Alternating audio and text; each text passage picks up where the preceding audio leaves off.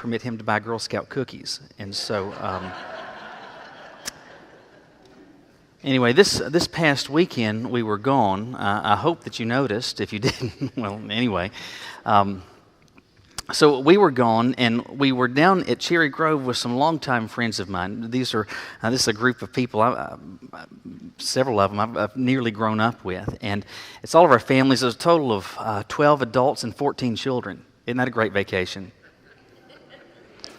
Anyway, last Sunday night, so we're down in Cherry Grove, and if you're familiar with that area, there's a little place called the Black Pearl, and it's got a putt-putt, there's an arcade there, and there's ice cream. And this lady, Kim, who's kind of the leader of our group, wanted all the kids to go to the arcade. And so, obviously, with this number of people, we've got to take multiple vehicles, and we can't all park together. And so I've got my van with people in it. My good friend Alan also has his van with people in it. We're able to park kind of close to each other, and so I get out of my vehicle, Alan and his crew gets out of his, and so there's about 10 of us at this point that are walking towards the entrance to this arcade, and we're walking along the driveway, the asphalt road that's there, and the edge of the road is lined by a curb that's painted. Now, you're probably aware that if you paint a curb, if you paint concrete, it loses some of its traction. And that became important in just a matter of moments because Alan has a little boy named James who's about 5 years old. And James was kind of at the back of the group and decided he wanted to get towards the front. And so he's kind of running along the side, goes up on the curb to try to get towards the front. But as soon as his feet hit that curb, because it's painted, he falls. And so he falls on the pavement, and you know what that feels like. You're getting all scuffed up, and so James is crying as you would expect a 5-year-old to do. And I saw that he had a few scrapes, and I told Alan, I've got a first aid kit in my car. I said, I'll go get some Band-Aids, and he'll be okay. And so the rest of the group goes in to catch up with the others, and so Alan is sitting there with James. Before I can even get back with a Band-Aid, Alan says, hey, come over here, look at this. And so he's sitting there with James, and he's holding James's left arm above the elbow and below the elbow. And he says, here, hold this for a second. And so he lets go of the part below the elbow, and when he does, James's arm drops.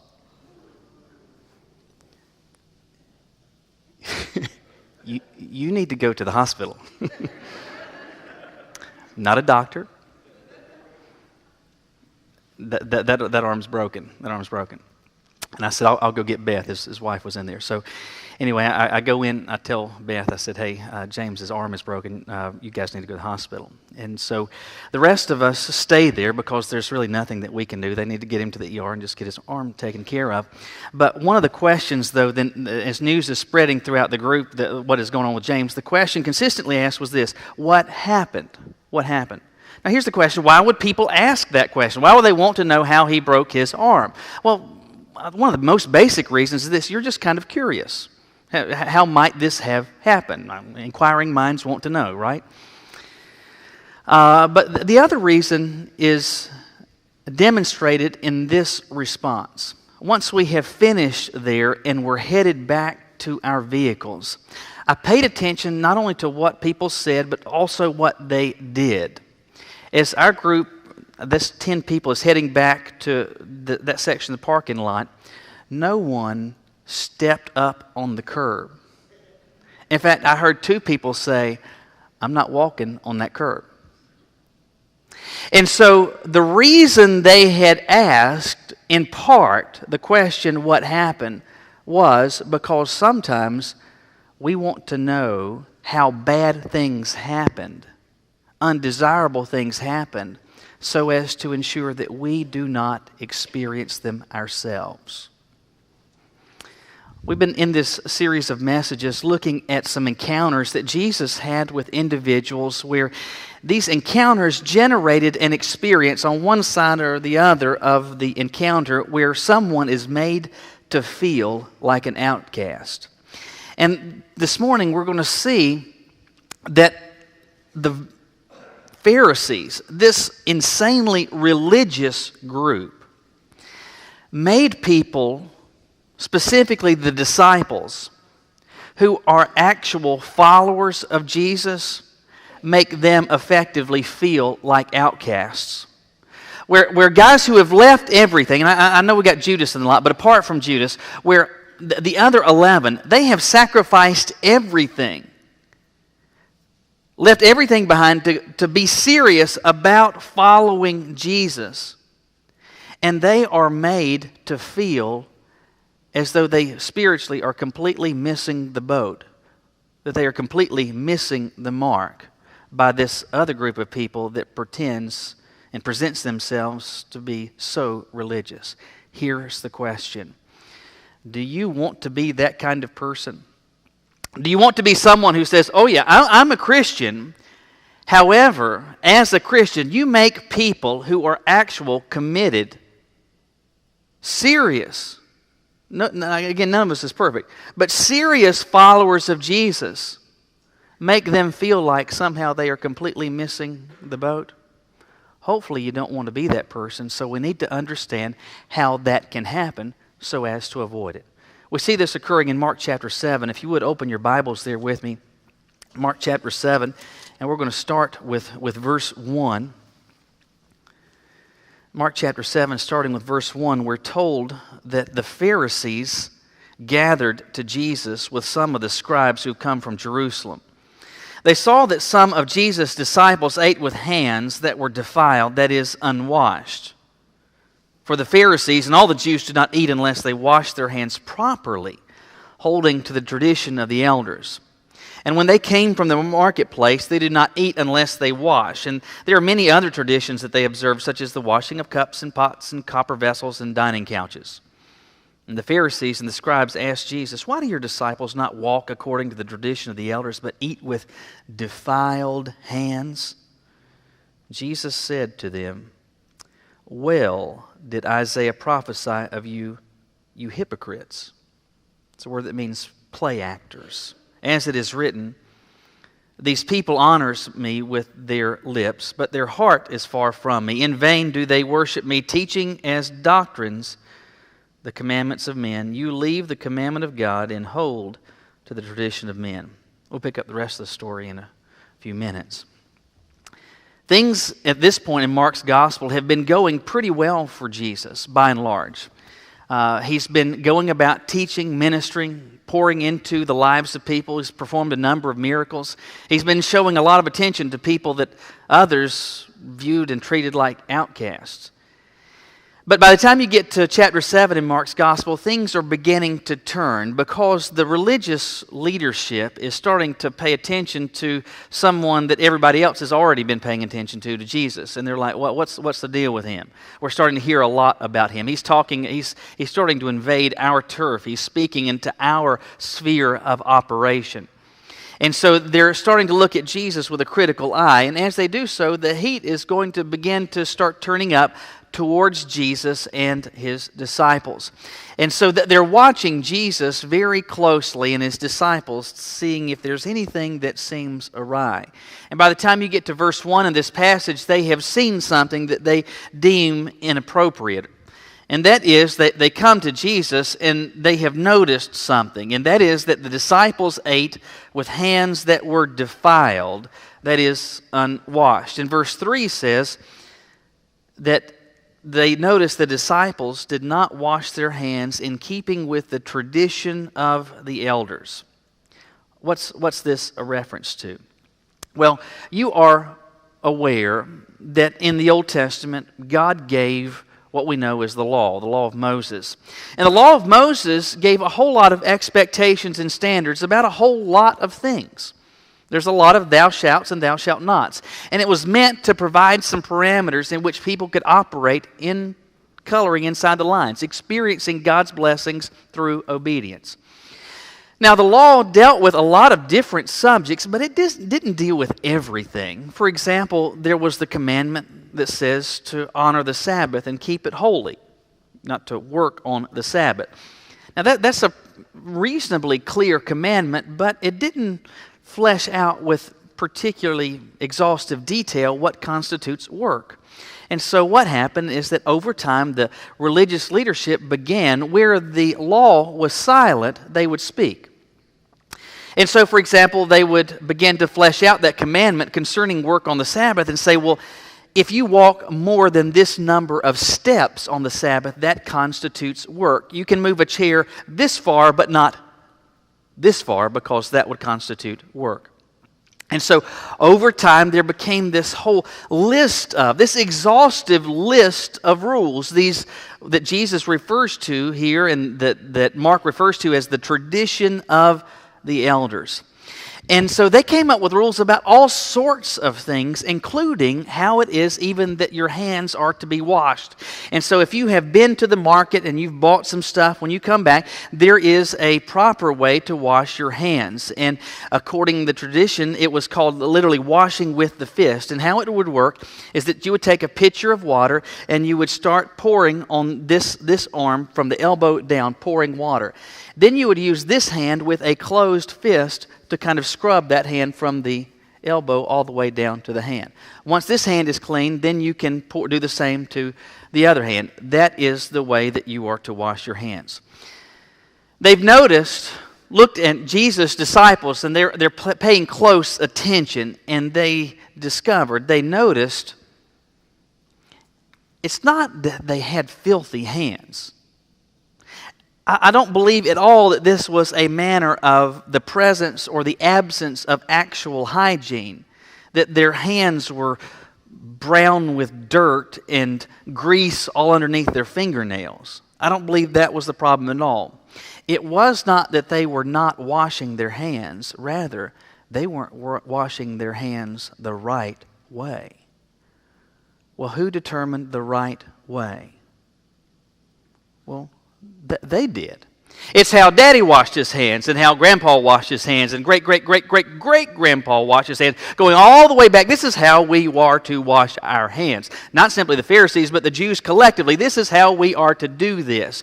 And we've noticed Jesus, and they come to him, Jesus, what's the matter? What kind of operation are you running? Well, we've been paying attention. Your disciples, the defiled hands, they're not doing it the right way. And here you've got a group of men who have left everything to follow Jesus. Everything that's familiar, everything that is safe and secure, their livelihoods, their friends, their homes, their property, everything they have left to follow Jesus. And if there was anybody that was serious about following Jesus, it was this group of men. But they are made to feel like outcasts, like they are completely missing the boat by the group of people that presented themselves as being so religious. You don't want to be that person. Well, how did they become that person? Well, that's our first application, and that is that they expected others to abide by standards that God did not create. If you want to be just like them, you expect others to abide by standards that God did not create. Again, it was not that the disciples were not washing their hands. Rather, it is that they were not washing their hands the right way. Well, who determined that? Whose rule was that? Ultimately, did God give that rule? No, God didn't give that rule. They kind of came up with that. It was their rule. And Jesus says, by the time you get to verse 7, he quotes from Isaiah. He says, your teaching is doctrine. Doctrine. So at that level, you're talking about those things that are ultimately right and wrong, sin and not sin. You are creating doctrine, not based on what God has said, but what you have said. Teaching as doctrine the commandments, not of God, but of men, based on their traditions and their preference. Hear me in this. There are standards. There are standards that people are to live by. There are actual areas of right and wrong. There are standards that have been given to us that we should maintain ourselves, and that collectively, because this whole Christian thing is a team sport, we need to help each other do this as well. What we got to make sure is this, that it was a rule that God gave, not one that we came up with.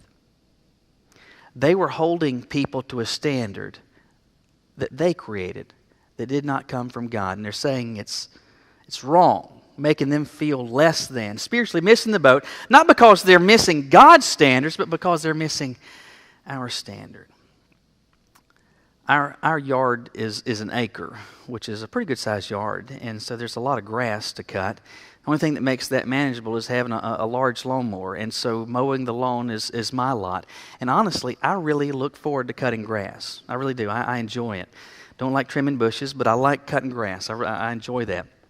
And I was thinking the other week as I was mowing the lawn, I've got to, even if I don't want to, I've got to pass this on to the boys, at least to the extent that they know how to do this.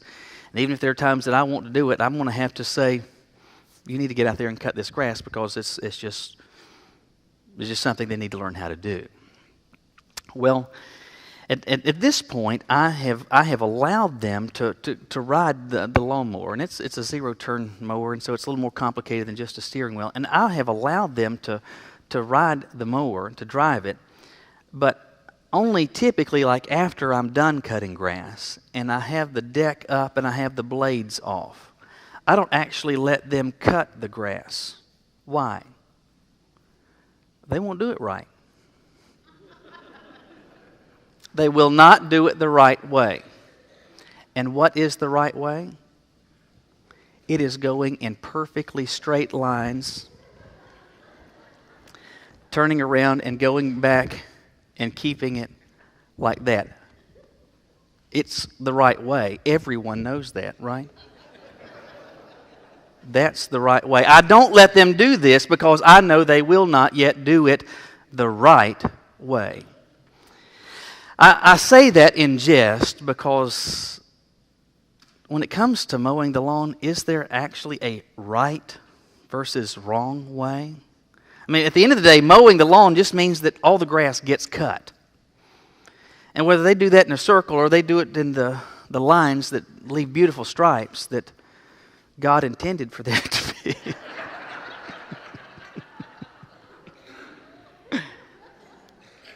It's not a matter of actual right and wrong.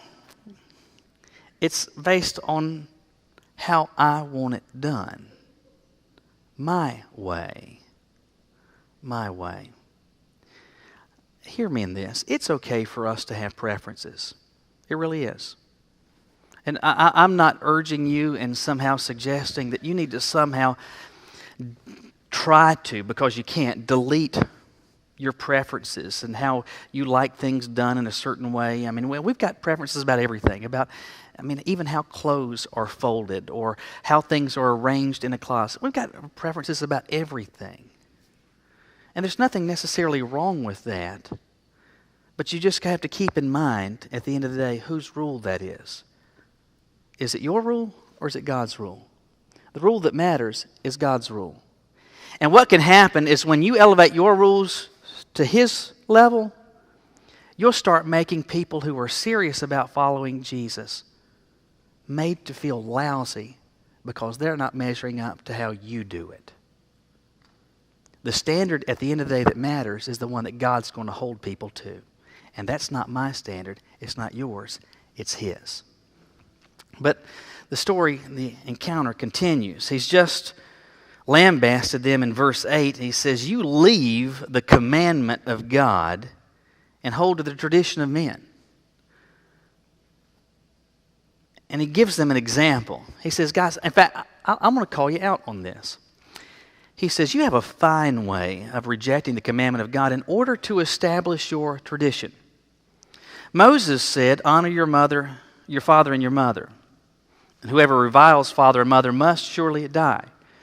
I mean, this is an appeal to what? This is an appeal to the Ten Commandments. I mean, we're talking about top 10 list type of things. The law says to honor your father and mother. But you know that. And he says, but this is what you do. You say, if a man tells his father or mother, whatever you would have gained from me is korban, that is given to God, then you no longer permit him to do anything for his father or mother, thus making void or of no effect the word of God by your tradition that you have handed down, and many such things you do. The imagery is this. They knew. Everybody knew about the Ten Commandments. They knew it was as clear as it could possibly be. How serious that God was in terms of how the home is structured, that children are to honor mother and father, and that doesn't have an expiration date. So even as you age and you move out of the home, you are to continue to honor your mother. You are to continue to honor your father. But what was going on is this. Some of these Pharisees in particular, some of these scribes had figured out a way that really benefited them.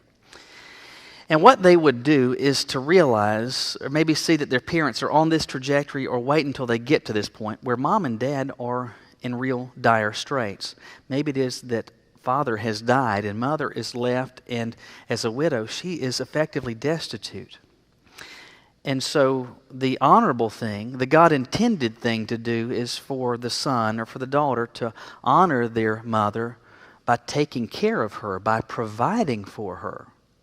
But Jesus says what's going on is that you came up with this provision where you would say that your stuff, your money, your bank accounts, your property is korban, which is to say it's dedicated to God. Now, that didn't mean that you actually put everything that you had into the coffers of the temple. You just said, hey, this is all dedicated to God. And because it's been dedicated to God, I can't then give it to you. Now, I can still use it. And if God, if he like takes it, then he can do it because it's dedicated to him. But as for you, Mama, I'm sorry. My hands are tied. It's given to God. It's dedicated to him. And so, in so doing, again, making people who were serious about following the Lord made to feel inferior, somehow less than, and in this way, because they preferred spiritual appearance to actual substance. You want to do this like they did it, well then prefer spiritual appearance to actual substance. What does this mean? These were people that wanted others to take note of their spiritual commitment. They wanted others to say, oh, bravo, they are so spiritual, they are so connected to God. Look, they've dedicated their entire livelihood, all of their possessions, they've dedicated it to God. I could only hope that one day something might be said of me to have that, even just a morsel of that level of commitment and spiritual appetite and desire to honor and please God. They wanted that, so long as it didn't involve actual personal sacrifice, so long as they didn't actually have to get their hands dirty. They didn't want to have to do anything. Symbolism was just fine. In fact, it was preferable. So what they wanted was the appearance of connection with and commitment to God, instead of demonstrating their commitment to God by actual action, by actually following the commandment of honoring their parent by providing for them. Mentioned earlier about having been this past week with some friends at the beach, and somehow along the way, we started talking about cell phones, and we were talking about what it was like when we first saw one, and how things have evolved. And you probably remember for a while back in the day, if someone had a cell phone, you didn't actually even call it a cell phone, you called it a car phone, right? And before the bag phones came out, if you had a mobile phone, if you had a car phone, it was physically installed in the car. And a lot of times there would be this bracket that had been mounted to the floor in your car. There was wiring that had to get underneath the hood and go to the fuse box, all this. It was a big ordeal. And then you would have this phone that had what your children aren't exposed to today, a thing called a wire. And it was connected to the floor, and so you would punch your number up, and then you could talk on it. But there was something else. There was typically on the back window, or maybe on the top of the car, there was an antenna about this tall that in the middle had a spiral in it. And so if you were driving by or you were walking through a parking lot, if you saw something like that, you would know, even without looking through the window and actually seeing the phone, you'd say, hey, this is somebody that's got a car phone. And to have a car phone in those days, not only in terms of equipment, but everything was so expensive. And so if you saw that, you would think, man, this is somebody that's got some money, right? as we were talking about this, I remembered going through a Pep Boys auto store one day. And they had this kit that you could buy, and as I recall, it was somewhere around $12 or $15. And it came with an antenna, and it came with a phone and the mount. It's just that it wasn't real. It was just a plastic dummy phone. You could fool your friends with it, you just couldn't call your friends with it. And it's amazing to me, among other things, that there was even a market for something like this, that somebody would buy this and actually install this, put an antenna back on their rear window and mount this to the floor. But they did so. Not because they wanted to make a call, but because they wanted to make a statement. They wanted to make a statement because they knew if people saw that, they'd say, hey, the Joker's got some money. Joker's got some money. He's got a car phone. Ooh. Maybe there's a stoplight, you can pick it up. Start singing some Stevie Wonder. I just called to say. That one was free. Anyway.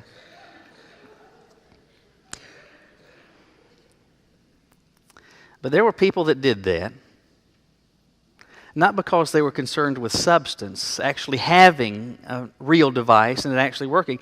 They were concerned only with the appearance.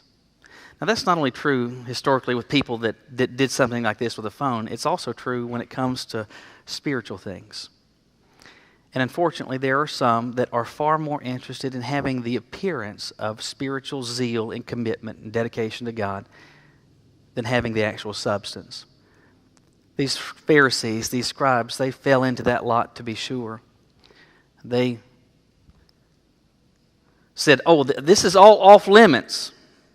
They wanted people to see the badge that they wore that said, serious follower of God. Everything I have is dedicated, consecrated, committed to God, when they could have demonstrated by their actual action that they're serious about following God by taking the commandment of God and actually living it out. That they opted instead not to prefer that because they preferred spiritual appearance to actual substance, and in doing so made legitimate actual followers of Jesus feel like this big.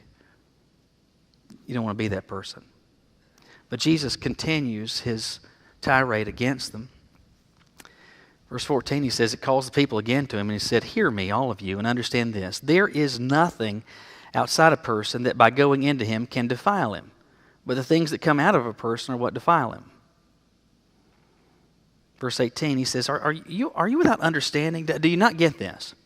Do you not see that whatever goes into a person from outside cannot defile him, since it enters not into his heart, but his stomach, and is expelled? Verse 20, what comes out of a person is what defiles him. For from within, out of the heart of man, comes evil thought, sexual immorality, theft, murder, adultery, coveting, wickedness, deceit, sensuality, envy, slander, pride, foolishness. All these evil things come from within, and that's what defiles a person. He's talking to some people who are patting themselves on the back because of their particularly pronounced religiosity. They are seemingly very spiritual people. They wash their hands even the right way, according to the tradition of the elders. And you remember back in the law, there were a lot of rules and regulations concerning diet, what you could eat, what was clean and what was unclean. And again, this wasn't God being arbitrary or trying to come up with some ascetic type of rules so that people could be like or appear better than others. It was because he was trying to protect his people, to safeguard their health. There were health reasons for this. But even where the law gave some specificity, the tradition of the elders came up with all sorts of rules related to diet.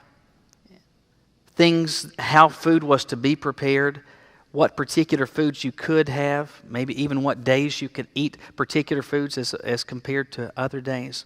And they came up with all of these rules, all these traditions, again, that God didn't give, but rather they had invented.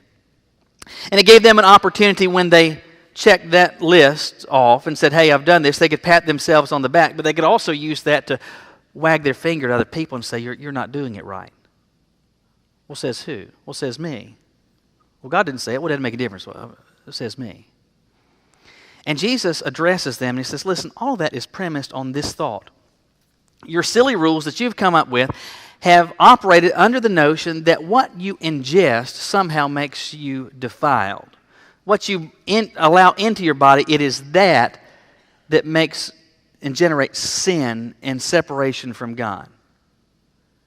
And he says that's not it at all. Rather, he says it's what's on the inside. Vance Havner put it this way. He said, what's down in the well comes up in the bucket.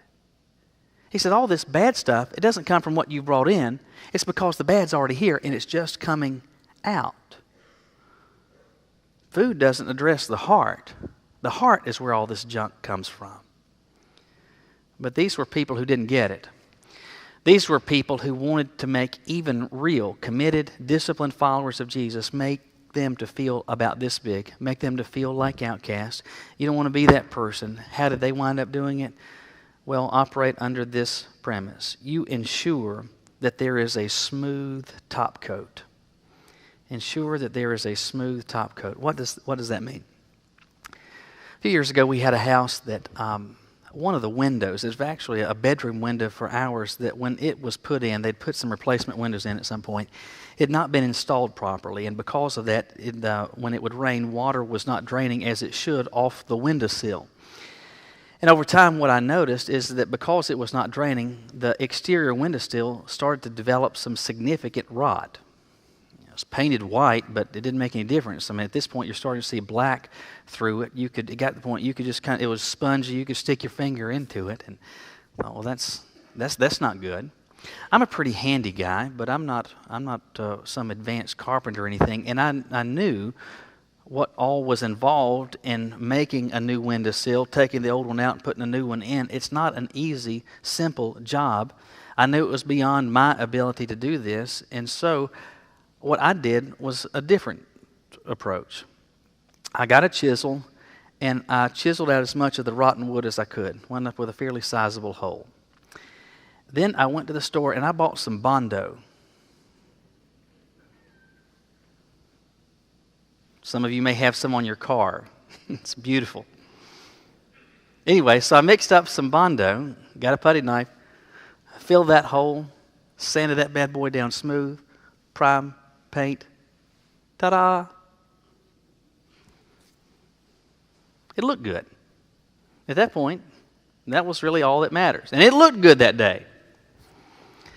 It's been some years ago. I don't want to go to that house now and ask the owners, how's that windowsill looking? Because at the end of the day, I didn't address the problem. All I did was to make sure there was a smooth top coat on the top. I didn't ultimately deal with the problem down below. We can play that same game when it comes to spiritual things. And Jesus says to that group of people, that's exactly what you're doing. You're concerning yourself with outward appearances, what everybody else can see, clothing that's worn, the food that is ingested, the number of steps that are taken, all of this stuff that somebody else could actually measure. You're concerning yourself with that, paying no attention whatsoever to what's going on the inside, and it's that where defilement actually comes from. And this group of people who concern themselves only with a nice smooth finish, a nice top coat on the outside, they were rotten on the inside. Defiled, rotten, filthy on the inside, because they just concerned themselves ensuring that there was a smooth top coat, not dealing with what was going on the inside. And when that becomes your focus, what you start doing is to look at others to make sure that their top coat is the same way as well. And when it's not, you start wagging your finger. You start saying things like, what's the matter with them? And Jesus said, hey, it's not the outside. Defilement comes from within. It's what's going on at the heart, and you don't seem to be paying any attention to the heart. Now, when we were at the beach last week, people made sure that they didn't step up on the curb. They wanted to know, how did this happen? Because they didn't want to fall and break their arm or their leg, break something else themselves. It's helpful to know how some bad things happen so that you don't experience them as well. I'm grateful for this passage because it shows us how something really bad happened, where guys who have left everything to follow Jesus and they are so serious about their commitment to Christ, yet there was a group of people who was so seemingly religious, made them feel like this big, like something's wrong with them. I'm grateful that we see how that happened because God doesn't want us to play that same game. The last little tidbit I'll leave you with is this.